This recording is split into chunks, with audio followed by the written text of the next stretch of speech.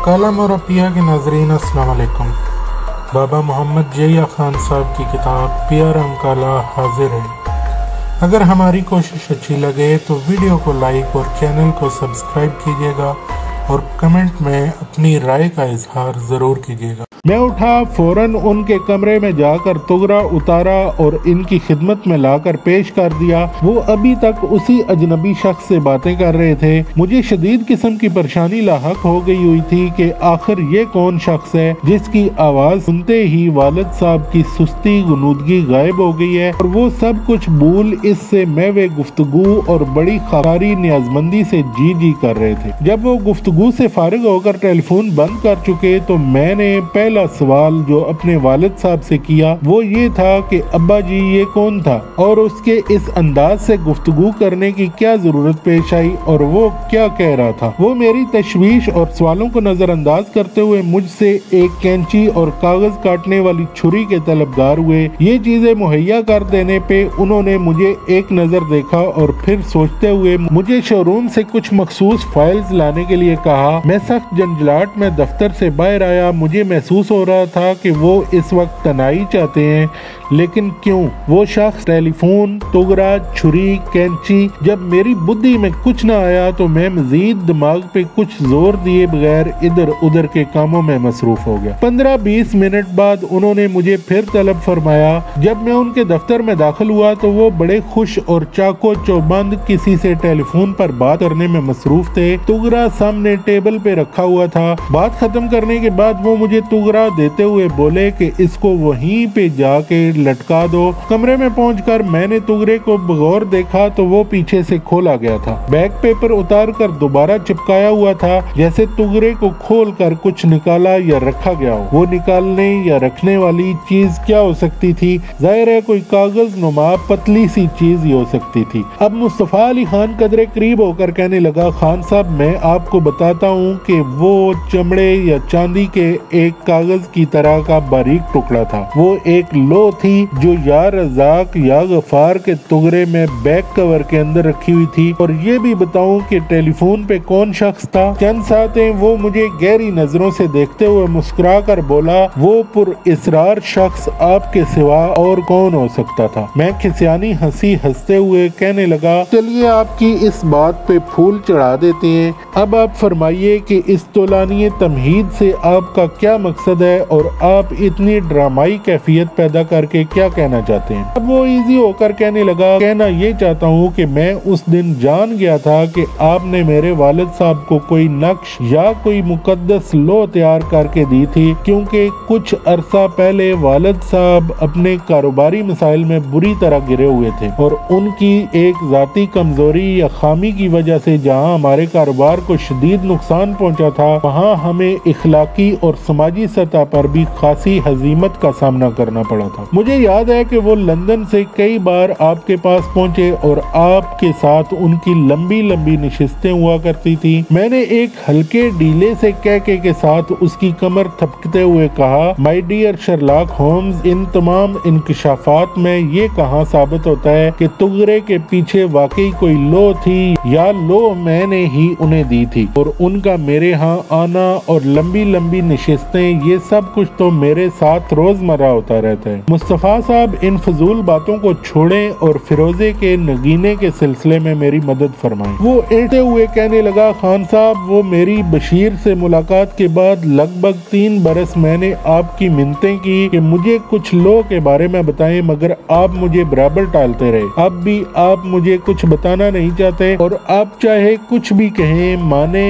या ना माने, वालिद साहब की लो वाली बात दुरुस्त है कि आपने उन्हें लो बनाकर दी थी, जिसकी बरकत से वालिद साहब के कारोबार में हरकत हुई और उन्हें अपनी राह रविश बदलने में भी मदद मिली। अब उसूली बात तो ये है कि हम ठहरे कारोबारी लोग, आपने मुझे 3 बरस लटकाए रखा मगर लो के बारे में कभी पल्ला न पकड़ाया। वालिद साहब के मामले में भी आपने मुझसे फासला रखा। जो सलूक आपने मुझसे रवा रखा, अब आप भी उसी के मुस्तहिक हैं। 2-4 बरस गुजर लेने दें, फिर सोचेंगे कि अबाबील जलील का आंसू अलवरी फिरोजे की कच्ची तामड़ी कहाँ से मिलेगी। वैसे मुद्दत से कहीं नजर नहीं पड़ी और ना ही कहीं बिकने बिकाने के लिए दिखाई दी। मैं मुंबई के इस बनिए की शरारत समझ गया था। उसने भी मुझे खूब पकड़ा था कि अब कोई राय मुफर मेरे लिए बाकी नहीं बची थी। मगर नहीं, जिस तरह बिल्ली एक दाव छुपाकर और एक अच्छा खिलाड़ी एक तुर का पत्ता बचा कर रखता है, इसी तरह लेकिन नहीं बल्कि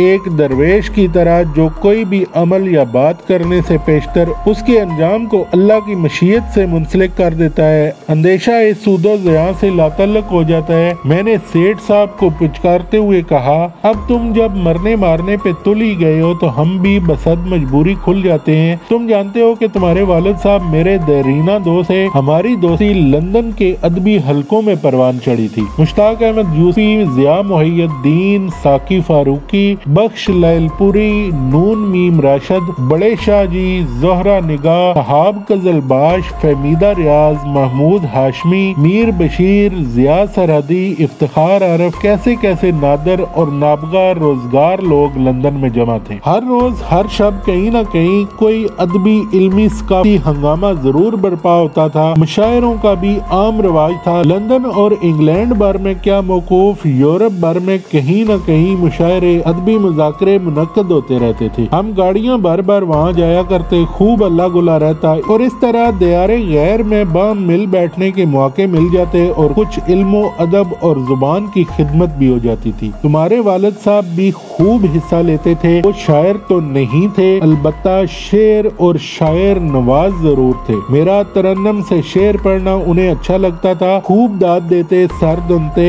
उन्हें अच्छे शेर और अच्छे इंसान की बड़ी पहचान थी। लंदन की मशहूर मारूफ बेकर स्ट्रीट में इनके कालीनों का शोरूम अक्सर व बेशतर शायरों का शोरूम बना रहता था। वो वसीउल मुशर्रब इंसान थे। हर वक्त खाना पीना, मिलना मिलाना, अपने बेगानों का आना जाना लगा रहता था। बैरूने मुल्क या बैरूने शहर से आने वाले अक्सर शायर, फनकार, अहबाब का क़यामो ताम इनके यहाँ ही होता था। मेरे इनसे मरासम आम सतह से उठकर घरेलू सतह तक आप पहुँचे थे। आप तो अपने दादा और बड़ी माँ के साथ रहते थे। आपकी छोटी वालदा मेरी बहन बनी हुई थी जो आपके वालिद साहब के साथ लंदन में मुकीम थी। बदकिस्मती से आपके वालिद साहब को रेस की आदत थी। वो बाकायदा लंदन रेस कोर्स क्लब के मेंबर थे। हर हफ्ते, अशरे, महीने, सैकड़ों हजारों पाउंड की जमा तफरीक करना इनका रोजमर्रा बन चुका था। अर्ज़ो अफलाक की इस्तानतें इनके हक में जा रही थी। दिन दुगनी और रात चुगनी तरक्की हो रही थी। मरे हुए टट्टू पे भी लगाते तो वो कमबख्त जीत जाता। एक शोरूम से 2 शोरूम हुए। मर्सिडीज के साथ जैगवार और बेंटले भी आ गई। मुझे याद है इन्हीं दिनों में आपके वालिद ने 7 सिस्टर के पोश इलाके में एक खूबसूरत फ्लैट भी खरीदा था, क्योंकि इस दौरान उन्होंने बड़ी लंबी लंबी रकमें रेस में जीती थी। एक बात मैं बताना भूल गया कि आपके वालिद साहब मुझे सिर्फ एक खुशगुलू और खुश कलाम शायर की हैसियत से ही जानते थे। मेरे दीगर मशागल, तौर तरीक और खाक नशीनी और दरबदरी के बारे में वो लाइलम थे। मीर बशीर जो मेरे उस्ताद भी थे, उनसे हमारे खानदानी मरासम सियालकोट से ही इस्तवार थे। उनके यहाँ अक्सर मेरा आना जाना रहता था। जाहिर है कि उनसे मुलाकात जो भी होती थी उसमें यही उल्टे सीधे उलूम, रेखाएं, बुरूज, सितारे, जमीन आसमान की गर्दिशें, हाथ हथेलियों के नक्शे ही ज़ेरे गुफ्तगू रहते थे।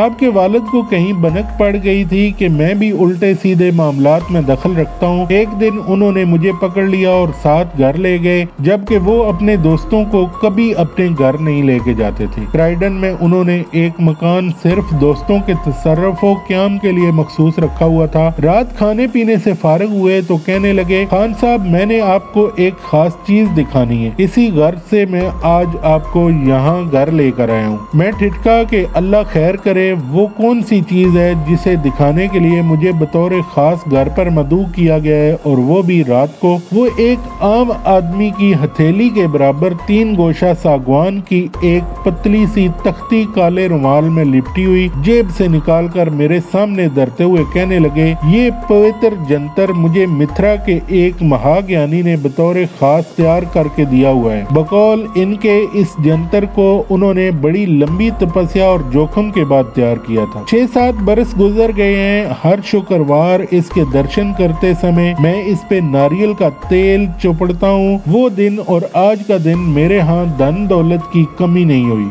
उन महाराज का ये भी कहना था कि जब तक ये महान जंतर तुम्हारी शिक्षा में रहेगा, लक्ष्मी के चमत्कार और चकाचौंध से तुम्हारी आंखें चमकती रहेंगी। खान साहब, आप यकीन करें, मैं हारने वाले घोड़े पे भी लगा दूं तो वो जीत जाता है। मेरे कारोबार में ऐसी तरक्की हुई है कि मैं कभी सोच भी नहीं सकता था। आज शुक्रवार है, मैंने आज खुसूसी तौर पर आपको इसके दर्शन कराने के लिए तिजोरी से निकाला है स्याह माइल तेल से चुपड़ी हुई संदल की छोटी सी तिकोनी तख्ती के ऊपर सफेद कांसी की शह गोशा पत्री, सोना चांदी और लोहे की 3 मेखों के साथ जुड़ी हुई मेरी नाक के ऐन नीचे काफी की टेबल पे रखी हुई थी। मैं उसे गौर से देख और पढ़ रहा था। मेरी नाक के नीचे जैसे किसी ने मरे हुए बूढ़े उल्लू का जिगर निकाल कर रख दिया हो। बदबू से मेरी नाक सड़ने लगी तो अपना रुमाल नाक पे रख लिया। आपके वालिद साहब बोले, खैरियत, नाक पे रुमाल रख लिया है? मैंने उन्हें खशमगीन निगाहों से देखते हुए पूछा, क्या आपको इस जंतर से सड़ी हुई बदबू के बबक्के उठते हुए महसूस नहीं हो रहे? वो नथने फुलाते हुए जंतर और फिर मेरी जानब देखते हुए बोले कि नहीं, बिल्कुल नहीं, बल्कि मुझे तो बीनी बीनी संदल और मारवे की महक सी महसूस हो रही है। मैंने ज़ेरे लब मुस्कुराते हुए फिर इस मनहूस जंतर की जानब ध्यान दिया। ऐसे नैस जंतर पत्रे बूढ़े उल्लू के जिगर के खून से किसी मुर्दार की सूखी हुई खाल पे लिखे जाते हैं, मगर ये सफेद कांसी की त्रिशूल नुमा पत्री पे कंदा किया गया था।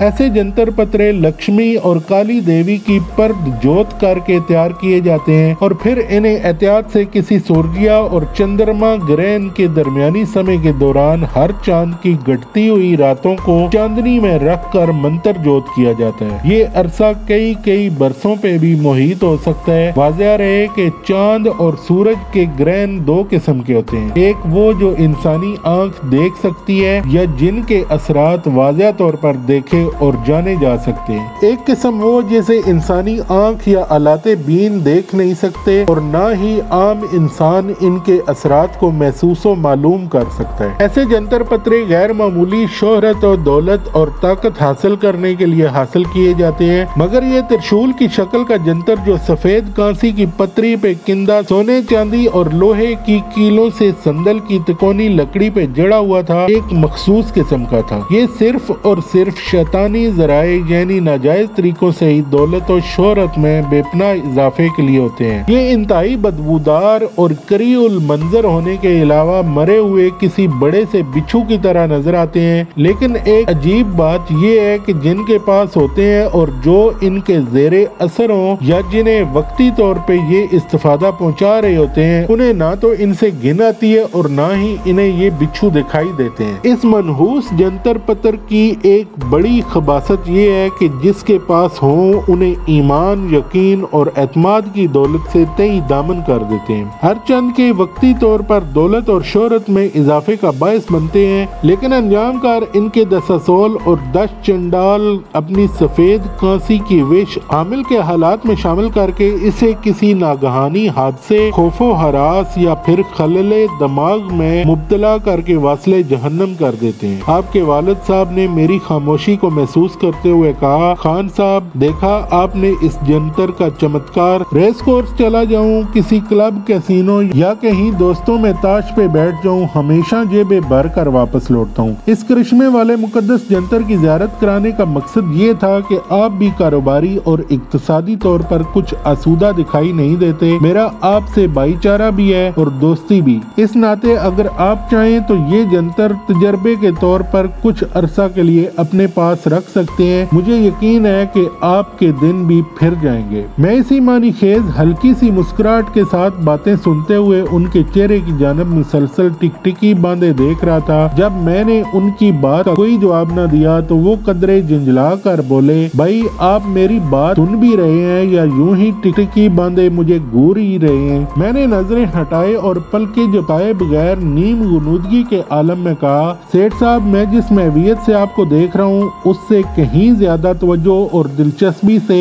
आपकी बातें सुनते हुए कुछ सोच भी रहा हूँ कि मैं आपकी इस मेहरबानी और हमदर्दी का शुक्रिया कैसे अदा करूँ जो आपने मेरे भले के लिए सोचा, वरना कौन इस मतलब परस्ती और नफ्सा नफसी के दौर में किसी की भलाई और अच्छाई के लिए सोचता है। बल्कि अमली तौर पर कुछ कर भी गुजरता है। आपके वालिद कहने लगे, ऐसी कोई बात नहीं, आप मेरे लिए बड़े भाई की तरह हैं, मेरे अहबाब में आप पहले फर्द हैं जिनसे मेरे घरेलू तल्कात हैं। मैं आपके लिए माली तौर पर हर मुआवनत के लिए हाजिर हूँ, मगर मैं आपकी खुददार तबीयत से भी थोड़ा सा वाकिफ हूँ, इसलिए कभी ऐसी बात न कह सका। पिछली रेस पे मैंने 15,000 पाउंड से ज्यादा जीते हैं। इसी तरह कैसीनो और ब्लैक जैक से खासी रकम हाथ लगी है। ये सब इसी जंतर पतर का चमत्कार है। वो एक मखमल के कपड़े में इसे लपेट कर मुझे देते हुए बोले, ये लीजिए, आप भी कुछ अरसा तजर्बा करके देख लें, मगर किसी और से जिक्र न कीजिएगा, ये मेरी आपके पास अमानत है।